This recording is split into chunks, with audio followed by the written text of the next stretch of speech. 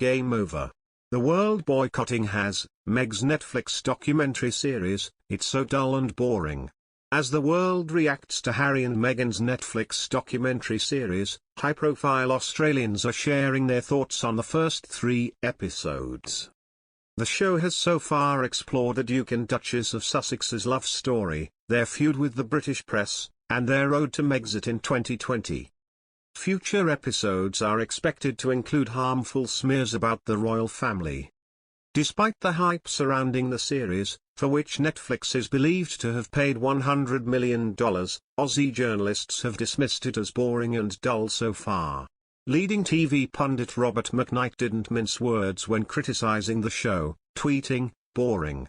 I'm 30 minutes in and learned nothing." Latika Burke of the Sydney Morning Herald called it dull, dull, dull. Channel 7 and 3AW entertainment reporter Peter Ford said it goes around in circles. Acid-tongued gossip columnist Andrew Hornery said he was bored by the first episode and stopped watching after 15 minutes, adding that he was baffled by the press coverage the series had generated.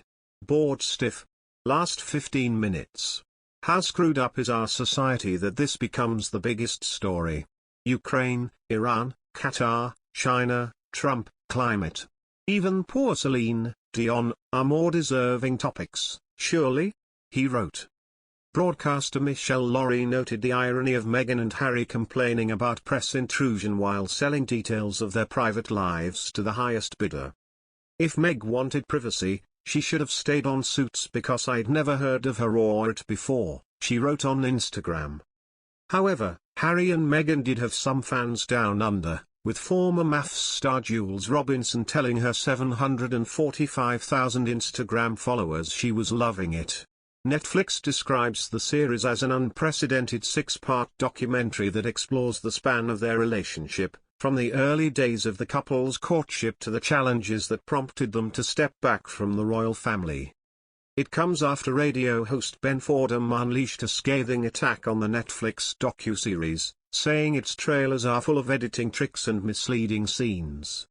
It says the series includes interviews with family and friends who've never spoken publicly about the couple's relationship before, as well as historians and journalists speaking about the effects of the media on the couple. "So we have false claims, photos that have no link to the royal family, videos that have no link to Harry and Meghan and images taken out of context," he said on his 2GB radio program on Wednesday morning.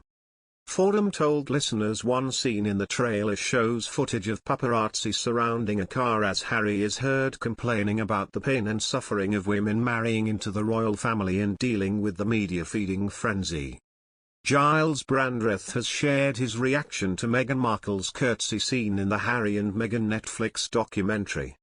Giles, a close pal of the royal family, slammed the recreation made in the show as mocking and embarrassing while speaking on Vanessa Feltz's drive time show on Talk TV. In the scene, Meghan, 41, and Prince Harry, 38, were interviewed on the sofa at their mansion in California as the duo shared their experiences over the last 6 years.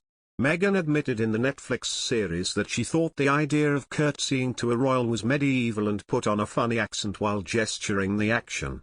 She also insisted Americans would understand where she was coming from.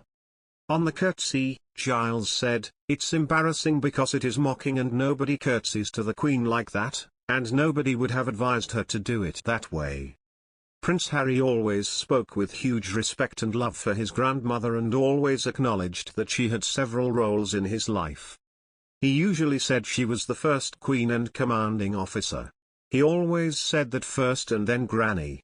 He added, he would know that the bow, as it were, is a brief nod and the curtsy is to show respect for the sovereign, and in the case of the Queen, a lady in her 90s who actually had earned respect through a lifetime of service, and that was it. Through a lifetime.